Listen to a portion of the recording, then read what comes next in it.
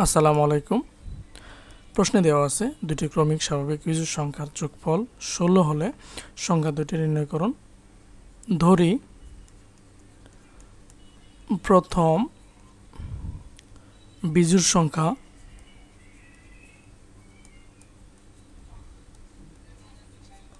সমান হচ্ছে x এবং দ্বিতীয় বিজোড় সংখ্যা ইকুয়াল x প্লাস 2, কারণ বিজোড় সংখ্যা পার্থক্য হচ্ছে 2 করে 3, 5, 7, 9, 11 প্রত্যেকেরই পার্থক্য হচ্ছে 2।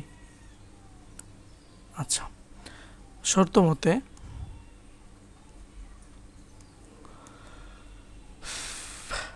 মতে x প্লাস 2 ইকুয়াল হলো 16 বা 2x ইকুয়াল 16 থেকে 2 বাদ দিলে হচ্ছে 14, তাহলে x এর মান পাবো আমরা হলো 14কে 2 দ্বারা ভাগ করলে 7। এটা হচ্ছে প্রথম বিজোড় সংখ্যা x, ঠিক আছে। এবং দ্বিতীয় যেটা বিজোড় সংখ্যা ইকুয়াল 7 প্লাস 2 ইকুয়াল 9, ঠিক আছে।